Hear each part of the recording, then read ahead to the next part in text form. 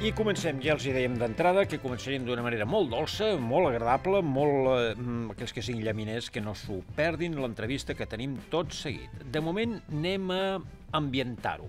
Posarem una musiqueta, també, molt dolceta. Escoltarem concretament la dansa de la fada de sucre del Trencanous de Txaikovski.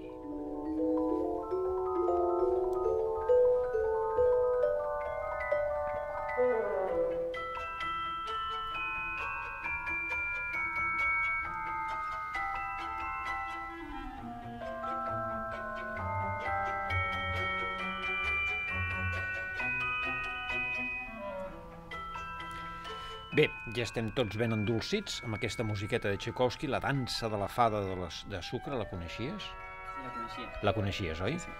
Sí. I sabies que es deia la dansa de la fada? No, de veritat que no. Doncs mira, ara ja la pots posar com a sintonia, com a melodia. Amb qui estem parlant? Doncs ara els hi comentem. A finals d'aquest mes, a la ciutat francesa de Lió, se celebrarà una nova edició de la Copa del Món de Pastisseria. Ara ens acompanya el guanyador de l'última edició que es va fer el 2011. És el jove barceloní de 27 anys, Josep Maria Rodríguez Garola. Josep Maria, bon dia. Bon dia. Bon dia i felicitats.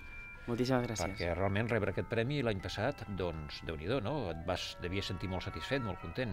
Sí, va ser una gran recompensa el treball de fet en equip, juntament amb el Jordi Bordes i el Julián Álvarez, que érem els membres que formàvem l'equip d'Espanya. Molt bé. Escolta, mira, precisament anem a escoltar un breu fragment d'àudio que tenim preparat. L'équipe vainqueur de la 12e Coupe du Monde de pâtisserie est l'Espagne. Banquer va ser guanyador i quina sensació no devies tenir? Tu esperaves? Doncs no ens ho esperàvem, sempre es treballa amb la il·lusió de guanyar un concurs, però és la primera vegada a la història que l'Espanya guanya la Copa del Món de Pastisseria i va ser moltíssima alegria per tota la gent que havia estat al nostre voltant ajudant-nos durant aquest temps de preparació. I tant. Et vas proclamar campió del món de pastisseria amb només 26 o 27 anys. 26 anys. La majoria dels teus contrincants devien ser més grans que tu? Sí, la mitjana són 35, 40. De petitet et devies dedicar o et va començar a agradar el tema o com va això? Doncs tot va començar amb la meva àvia, que fèiem pastissos tradicionals, fèiem crema catalana, fèiem pa de pessic, i a partir d'aquí vaig veure que realment m'agradava una mica això de mesclar ingredients i que al forn hi hagués màgia, creixés, masses que canviaven. Amb la llevadura, aquelles cosetes, no? Jo veia tot màgic. Clar. I després vaig tenir la gran sort que el Paco Pérez, del restaurant Miramar, era amic de la família, i ell em va deixar que anés a casa seva com a ajudant per saber si realment era un hobby o m'hi volia dedicar com a professió. Llavors va veure que allà hi havia... En fi, hi havia fusta de la bona, no? Sí, va saber treure de mi... Molt bé. Com has comentat, l'equip era de 3 persones, en Jordi Bordes, en Julián Álvarez i tu, no? Exacte. Com és la mecànica d'aquest concurs? Doncs aquest concurs són 9 hores seguides en el que l'equip ha de realitzar un pastís de xocolata, un postre en plat, amb ingredients del país, que nosaltres vam fer la mandarina de Canet i l'avellana de Reus, i un pastís gelat. A part d'això, hi ha la part artística, que és una peça de xocolata, una peça de sucre i una peça de gel. Tot això en 9 hores. Hi ha un jurat internacional... Teniu un temps, o sigui, 9 hores heu de confeccionar tots aquests... Sí, és una mica com la Fórmula 1, que hi ha un timing i cada cosa s'ha de presentar a una hora determinada i si no ho fas tens una penalització. Per això hi ha un entreno molt rigorós durant aquests anys, perquè cada equip té un box amb unes dimensions determinades i és molt important que l'equip treballi molt sincronitzat, o sigui que hi hagi un bon treball amb equip. Amb equip per poder enllestir el producte amb el temps fixat. Per cert, el producte guanyador, el postre guanyador, les postres guanyadores van ser la Rosa dels Vents, no? Es deia així. Per què la Rosa dels Vents? Aquest nom m'agrada molt, Doncs el nom ve perquè vam triar el tema que era La Volta al Món en 80 dies, de Julio Verne, perquè pensàvem que era una novel·la molt coneguda i que tenia moltes imatges amb molta força per fer peces artístiques i a part, com que recorre diferents països... Tots els punts cardinals, nord, sud, est, oest, nord-oest, sud-oest, etc. Teníem moltes opcions per fer les degustacions. En aquest cas, l'arròs als vents, doncs tenim la nou de pecan, tenim un cremós de vainilla, tenim un esponjós de xocolata negra, de Venezuela, després també tenim una compota de mango llima passió, tocant una mica els diferents indrets on va anar Julio Verne. Està bé. Escolta'm una cosa, jo de petit tenia un somni i era passar-me 24 hores menjant només dolços, per esmorzar, per dinar, per sopar, etc. No? I el vaig complir. Quan vaig fer 18 anys, vaig agafar un tren nocturn, me'n vaig anar a París, quan ja podia anar sol per l'estranger, fins es diu, abans no pots, no? Ets menor. I no pots, no sé que tinguis un permís dels pares. I bé, als 18 anys, i un dia vaig agafar un tren, me'n vaig anar a París, me'n vaig anar a un hostal, molt baratet, i efectivament, el dia següent que em vaig llevar, vaig esmorzar postres, vaig dinar postres i vaig sopar postres. Va ser un dia que el recordo com extraordinàriament feliç perquè vaig fer el que em va donar la gana i vaig menjar exclusivament postres dolços. Per tant, això tu ho veus bé? És un somni que es pot realitzar, que molts nens haurien de fer, o potser no és el més adequat? No, jo ho trobo una gran idea, la veritat. Sí? A part que els dolços que estem realitzant aquí a la pastisseria, i tant a la pastisseria que hem obert com al Jordi Bordes, intentem que siguin menys dolços, amb menys greix, que és una mica el que el client ens demana, no? Clar, perquè amb el temps, a poc s'ha anat baixant el nivell de sucres, de greixos, etc. Sí, jo recordo la tendència una mica és reduir tamanys, perquè me'n recordo de petit que els pastissos eren molt grans, i avui en dia la individual, per exemple, és una peça que funciona molt bé per gent que a vegades doncs, les famílies són cada cop més reduïdes i agafen 4 o 5 peces individuals i poden provar coses diferents, que si agafes un pastís et limites a uns sabors. Clar. Yesterday I saw the sun shining and the leaves were falling down softly and my cold hands needed. Hem triat aquesta cançó de Norah Jones perquè tenim entès que és una cantant que t'agrada molt, no? Sí, m'agrada moltíssim. I t'agrada treballar amb música?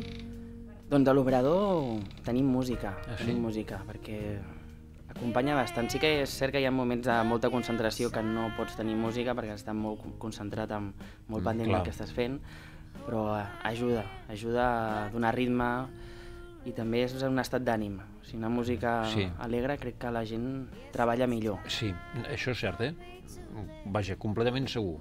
La música provoca sentiments, provoca sensacions i, esclar, pot ser alegres o tristes, no? etc. Depèn del que posis.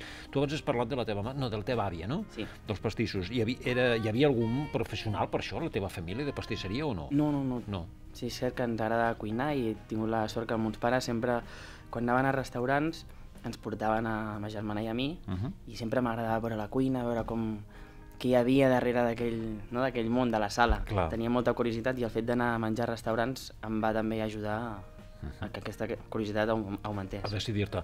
Tenies alguna possibilitat d'algun altre vessant professional? O tenies clar que volies dedicar-te a això? O tenies el dubte cap a alguna altra matèria, ciència, el que sigui, no ho sé. Tot el que era plàstica m'agradava molt a l'escola. O sigui que ja té una certa relació també, no? Sí. L'escultura de xocolata també es pot treballar com si fos fang, i aquí té una mica influència del que tot era pintat, tot això sempre em va agradar molt. Et va agradar molt. Ara volem parlar una miqueta de la teva trajectòria, però abans escoltarem això. I aquesta nit, abans de les postres, els oferim el nostre tradicional carret de formatges.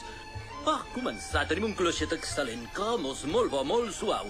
Després, un vrai vi robust amb un gust penetrant, no els decebrà. I per acabar, el plat fort del menú, un formatge molt especial, singular.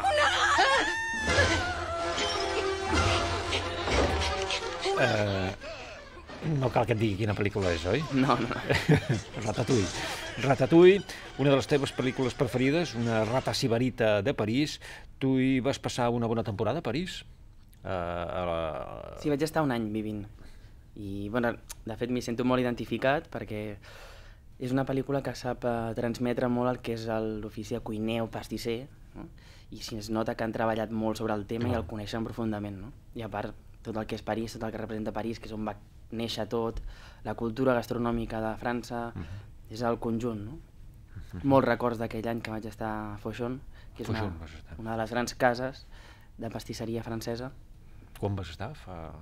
Va ser fa 7 anys. 7 anys, ja fa temps. Sí. Déu-n'hi-do. Escolta'm, tens algun gran mestre? Has anat aprenent el que t'ha semblat millor de cada persona? Per exemple, no sé si... Segur, anava a dir, no sé si coneixes. Clar que coneixes, vull dir, però has tingut algun tracte professional, amb Hoffman, amb Oriol Balaguer, amb l'Escrivà, no sé... Sí, jo sempre dic que tinc la sort que he tingut grans mestres que han sigut generosos amb mi i m'han transmès els coneixements, que jo intento fer el mateix amb els nois que tinc avui en dia a la pastisseria. I vaig tenir la sort d'estar estudiant a Hoffman, vaig estar amb Paco Pérez, vaig estar fent un estagi a casa de l'Oriol Balaguer, que em va obrir les portes per anar a Paco Torreblanca, que és un dels grans a nivell espanyol, i després vaig agafar la maleta i me'n vaig anar a París a provar sort. Te'n vas anar tu pel teu compte? Sí, per meu compte. I després vaig tornar a França i vaig estar amb el Llanduig, que també ha sigut un dels grans meus mestres, que està a Sant Cugat. Doncs escolta'm, el teu té molt valor, perquè esclar, es comença de zero i guanyar-te a pols tots els mèrits que has anat aconseguint. Sí, jo sempre crec que té més valor quan no t'ho regalen, vull dir que et costa molt arribar als objectius. Ja pots estar ben satisfet. Ara podem trobar les teves creacions a la pastisseria Barcelona, al carrer d'Aragó 228. Sí, molt bé. És al costat de la plaça Letamendi, no? Més o menys? Sí. Just abans d'arribar a Letamendi, entre Balmes i Enrique Granados. Entre Balmes i Enric Granados. A Cantó Mar. Al Cantó Mar, allà teniu... I la Cirera, quan hi vaig anar no fa molt, encara no sabíem que t'havíem d'entrevistar, per cert, la Cirera és la marca de la casa, no? Sí, la cirera és una cirera allà. Sí, és un pastís en forma de cirera, que és un motlle que hem fet, que el vam fer en fusta, després vam fer per poder-lo fer en pastís, i és una mousse molt lleugera de cirera amb un interior de iogurt i un pa de pessic sàcher amb un cruixent d'avellana, que tot això és un record d'infància, que els meus avis tenien cirerers, agafava cireres i ho mesclava amb avellanes i xocolata amb llet, i d'aquí va venir la idea del record d'infància posar-lo a la vitrina. Ostres, està bé. Escolta, i també hi podem trobar la Rosa dels Vents? Sí, i tant, sí. Podem trobar tota la degustació de la Copa del Món, és a dir, el postre en plat, que és el Mandarina Express, i la Rosa dels Vents la tenim a la pastisseria per qui vulgui provar els pastissos. El pastís que va guanyar el primer premi. Sí, exacte. És un pastís pels amants de la xocolata, molt, molt bo. Prou, em sembla que haurem d'acabar. Se m'està omplint de salivera a la boca. Escolta'm, també lògicament trobarem pastissos de tota la vida, el tiramisú, el pastís sachet, etc. No? Sí, jo sóc un amant dels clàssics i de la tradició, perquè per mi és molt, molt important, i fem, com bé deies, el tiramisú, el sachet, sempre amb un toc de la pastisseria, intentant donar-li el nostre aire, però creiem que és molt important tenir tots els referents de la pastisseria. I used to rule the world, seas that rise when I gave the word, now in the morning I sleep alone, sweep the streets I used to own.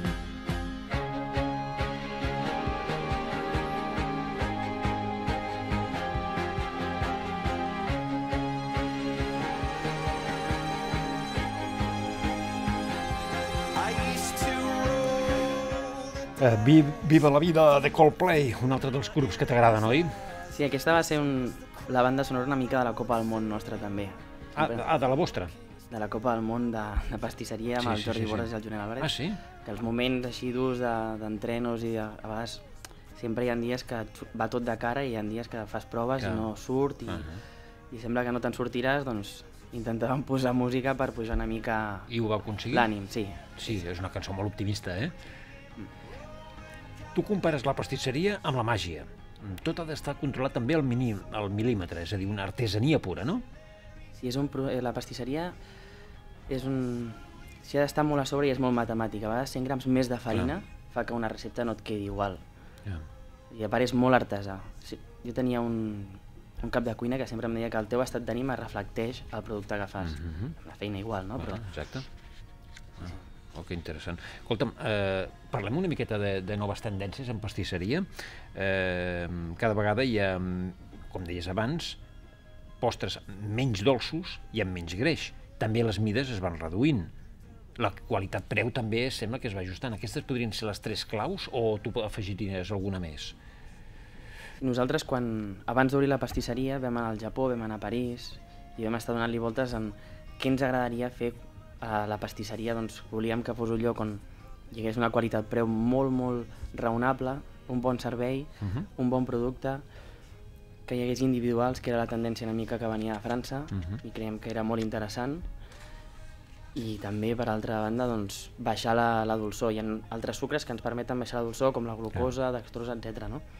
Que això ho vam aprendre a la Copa del Món.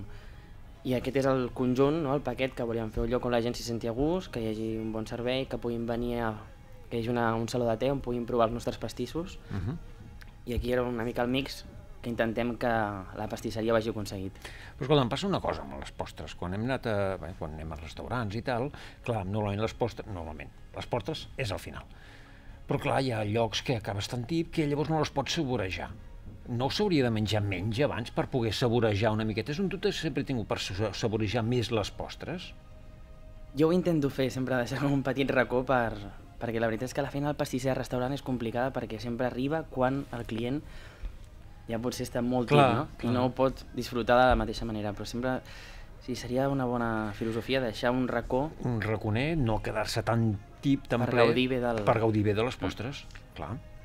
Ara, de fet, hi ha alguns restaurants, més aviat d'aquests estrells Michelin i tal, que quan et porten les millardís al final, les tonterietes aquestes tan dolces, després de les postres, doncs fins i tot, quan estàs tan ple, tu poses en una caixeta i així tu pots emportar i gaudir-ho a la nit o el dia següent.